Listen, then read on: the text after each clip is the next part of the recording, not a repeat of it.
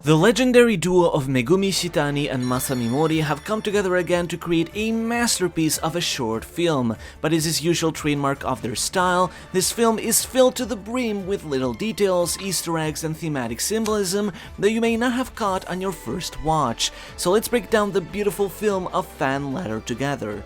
The special opens up during the Battle of Marineford, showing us a highlight reel of many events during the war. First we see Marco clashing with Kizaru, kicking him away just like he does in the manga. He crashes among a sea of marines, including Vice Admiral Lacroix and the Giant Squad. The smoke reveals other Vice Admirals, including Bastille, Strawberry, Momonga, Doberman, Stainless, and Onigumo. Marco transforms again as he blitzes past Jozu as well as Hancock, turning both pirates and marines to stone. Mihawk comes crashing down with his sword, as seen from the manga as well, but if you look closely, you can see Luffy's face reflecting on the sword, as this is the moment that takes place during their encounter. The shot then shifts to Vista, as he's the one who interrupts Mihawk and other Whitebeard commanders, including Blamenco, Spijiru, Rakuyo, Namur, Blenheim, Curiel, Izo, and Magai. Among other scenes of Marineford, Ivankov spins as he's being attacked by Kuma, while Doflamingo chops off Little Ors Jr.'s leg. Prisoners are being thrown around alongside Buggy by Crocodile Sables, and we see Whitebeard, Ace, and the three admirals sitting, though you can notice Aokiji hopping out of his chair to freeze the waves. Smoker rushes around Tashigi, while Moria summons zombies but is stopped by Jinbei as Luffy blazes past him. Little Ors Jr. pushes a battleship into the bay as we are introduced to two of our main characters.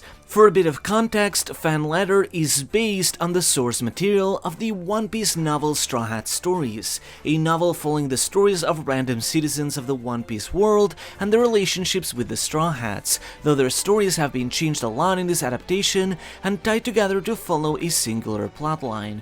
As a note, in the novel, none of the new characters have any names, which was likely a creative choice to show how they are just background characters in this bigger world.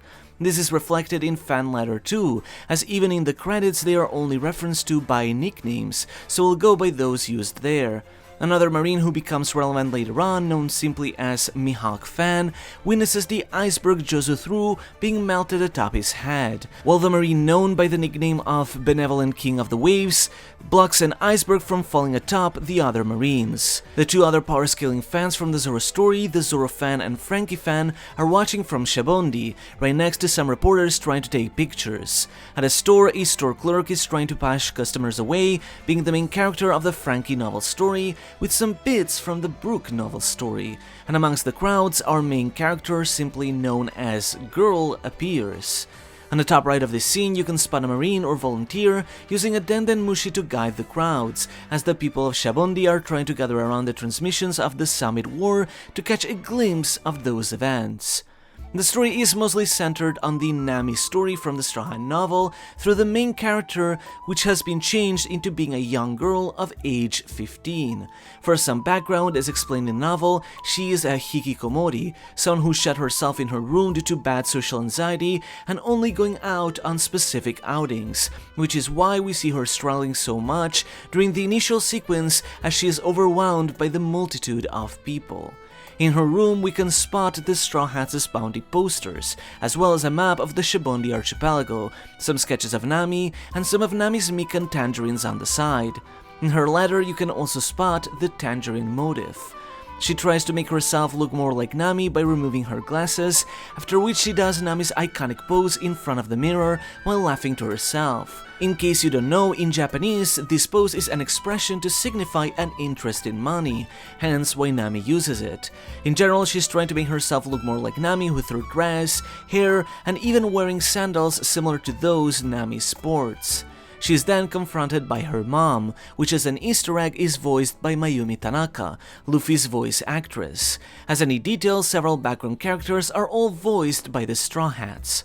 We switch to a scene which is taken from the Zoro novel story, where three men in a bar are talking about how to power scale who is the strongest swordsman in the world.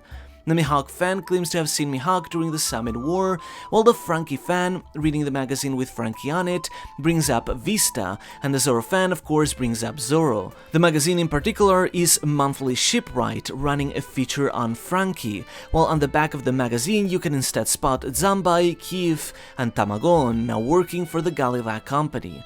The issue is number 39, likely a reference to one of the volumes Frankie first appeared during the Warrior 7 saga. The magazine writers interview several different people, including the Yagara Bull Ranter, who by the way is canonically called Mission Incashable, and then Polly, who is being hounded by both debt collectors and fans as seen in a cover story, only to then be shut down by Alice, Iceberg's secretary, as we see Iceberg, Pipli Lulu, Talston, and even Zanbai with his roller skates in the background, and oh of course, his pet Tyrannosaurus resting atop Alice. However, they are able to get a picture of Frankie, which is when he was butt naked in front of the Sunny. The young girl tries to reach Nami but is stopped by a parade of sulking fans. She is accidentally pushed into it as the Cypher Pole members who try to capture the fake Robin and Chopper dash into her, as you can even spot fake Chopper inside the bag. Perona is nearby shopping at a Goth Lolita fashion shop, the likes of which are fairly common in Japan, as that's what her design is inspired by. We are then introduced to the benevolent King of the Waves, who is the protagonist of the Chopper story, a gruff marine with a weak point for Chopper. As explained in the novel, he participated in the battle for Enies Lobby, which is why if you look at his desk, you can see several pictures of Chopper from Enies Lobby, including his monster point, which in the novel he mentioned being one of the few that recognized him as Chopper. Meanwhile, at the bookstore, the owner scolds the clerk for forgetting the key, adorned with a Soul King keychain, inside the back door, which our heroes will later use to escape. The owner herself is actually being voiced by Nami's voice actress. The young girl is assisted by Usopp, though she doesn't recognize him. The reason why is because on his poster, Usopp is still Sogeking, so she can't connect the dots, or at least won't until the God Usopp poster will come out in the future. If you go back though, you can actually spot her barely missing Usopp when she enters down this road. On his advice, she tries asking for just a water, but while doing so she strikes the same pose that Nami does on her bounty poster. The guy next to her has sake or alcohol written on his shirt. The Power Scalers continue their discussion, claiming that Whitebeard is the strongest swordsman, even he may not qualify as one due to using a Naginata, or Akainu somehow being one, but you may not have noticed that while Sanji is speaking, someone in the background claims that Shanks must be the strongest over Mihawk because Yonko level is stronger than Shichibukai level, an argument as old as time. As we delve into the older brother's past, going back in time, we see a shot of him working at a marine base. His older brother is already hanging out with a high-ranked marine, while he is stuck working as a chore boy. We then see him working for his family's grocery shop, while his brother hangs out with a girl, and later scolded as a kid. In the middle shot though, the 3 crates he carries are labeled Piman, Ninjin, and Tamanegi, or peppers, carrots, and onions, referring to the 3 kids from Usopp's crew. As we cut to the Marineford flashback, we see the older brother stuck under Urza's leg that was cut by the flamingo. However, Luffy's ship falling shatters the ice, freeing him. This is the protagonist of Luffy's novel story, inspired by Luffy to be a better brother, questioning his relationship with his sibling, to which he isn't even actually related by blood, having originated from a remarriage from his father, so similarly to Luffy and Ace, they are not brothers by blood. In this beautiful panning shot of Marineford, you can spot fire over the island, which is a kindness move of Ryusei Kazan, sending magma fists in the air. This is followed up by the Moby Dick on fire, with Whitebeard reminiscing about it, just like in the manga. Several other characters we've seen flash around, as the brothers struggle to survive, and for the first time, the older brother sees Luffy's face. Just like in the novel, the girl is disappointed by fake Nami as she watches from a pole, though she barely misses Luffy when looking at the fake Straw Hats. Under her, the power scaling fans are also confused as they hide in a building. As a neat detail, the girl never gets to see Luffy's face directly up until the very end. This is to emphasize how she's just witnessing things at a distance, rather than directly. Same with Rayleigh, whose face we don't fully see. The girl and the Marine get chased around by bugs, who in this case are voiced by Chopper's voice actor. The two try to run all the way towards Luffy, and the girl spots Chopper, Luffy, Zoro, and Sanji running atop the bird as they are about to reach the Sunny. However, if you look closely, you can even see Sanji having a nosebleed as he had just seen Nami and Robin for the first time in 2 years. As the little girl gets captured, however, we see her dream falling apart. Her room goes from her current look to an older, more simple look, at a time when her life felt way more empty. However, in the end, for the first time in this film, she gets to see Luffy and Nami's faces clearly. Skipping a bit ahead, there's quite a few more details in the images from the credits too. We see the girl thanking the older brother for his help, the benevolent king dismantling the poisonous ship, the Afro clerk hanging out with the kids and the blonde Marine as they both exchange the Frankie and Brooke magazines, and one of the power scalers at the bar bringing up Buggy, funnily enough.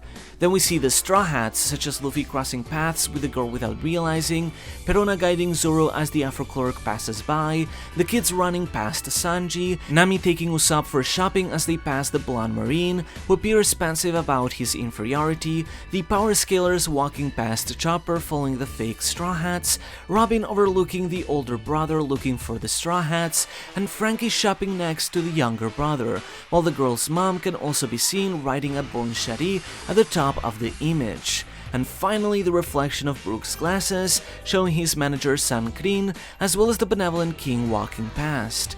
Among the crowd, you can also spot the owner of the bookstore, who is voiced by Nami, who turns out she's a sulking fan as well. In the epilogue scene, we see the girl having finally broken away from being a hikikomori shut in and deciding to finally find the strength to live out in society, as she steps out of the shadows into the light. For a moment though, I want to step back and focus on what exactly this short film means to me. Allow me for a moment to send my own fan letter. This is a story about the ordinary citizens of the One Piece world, nameless people who don't have the screen time or presence that other characters in One Piece do, just random little people in the world of One Piece, just like us. I have a weird relationship with the Straw Hats because, just like for our main girl here, they have meant so much to me. They have quite veritably saved my life and changed it to a future I never thought was even possible. But despite all that, and the immense profound connection that they mean to me, these characters aren't real. They don't really exist tangibly within our world, so just like the girl, all we can do is just look at these characters from a distance and admire them from beyond the page. Of course, I am beyond immensely grateful to Oda for saving my life, and he is to be acknowledged for helping so many people all across the world, but I also want to give acknowledgement to the very characters of his story. Oda has said himself in the past that he feels like his characters almost have a life of his own. He's the Grand Master in this great adventure, laying out the scenarios, but in the end, the characters are those that end up deciding their own paths of their own volition, with him signing Luffy in particular as an unstoppable force that does whatever he wants with unstoppable freedom. And so in that sense, to me, these characters also feel alive in the pages of the manga. Even if they aren't real, it does feel like they exist somewhere with a life of their own, and in that regard, it feels like the line between reality and fiction begins to be blurred. This is something that is such a fundamental core theme of One Piece, especially seen in the form of Nika, a mythical fictional figure that isn't real, but that ends up becoming reality through the wishes and dreams of people. And so, in that sense, to me it almost feels like Luffy himself could come to life, even if we all know that he's just a fictional cartoon superhero.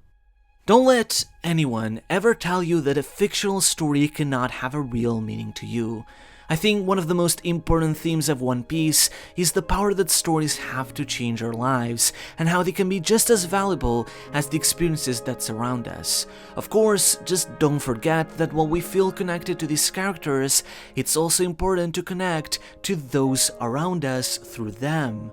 So in that regard, compared to these incredible figures within this grand epic, we ourselves are just insignificant small people, citizens of this world bearing witness to this grand tale in real time. Sometimes the community can get a bit toxic, and sometimes there have been people who have tried to compete for the spot of being the biggest fan or acting like fame is a matter of competition. It's an unfortunate issue in this industry, and sometimes it seems that people only care and chase after their dreams for that wealth, fame, and power. But in the end, I've come to realize that we are all just one bigger piece of this grander puzzle. The real center of this community is Luffy himself. He is the man who will become the Pirate King, and we all just revolve around his grand adventure as we go about our daily lives. We are all insignificantly small, and yet Luffy proves to us that no matter how much we suffer and stumble, there is something worth living for. But in that regard, we all are part of this grand epic that is One Piece. You don't need to stand out, be famous, or do anything significant just by participating and being involved in this larger-than-life adventure and carrying these feelings inside of you. Your life is being changed by Luffy, just like those of all of these people in this film. And I feel this is something that Ishitani conveys visually in no better way than the visual motifs that she uses across the entirety of this fan letter. Every single person has their own piece that they are putting to the table. All are part of a bigger puzzle, insignificant small puzzle pieces contributing to a larger tapestry. And it is only when we all come together, when we put all of our differences aside and all our disparities aside, and we all contribute our own pieces to the puzzle, that this larger adventure becomes One Piece.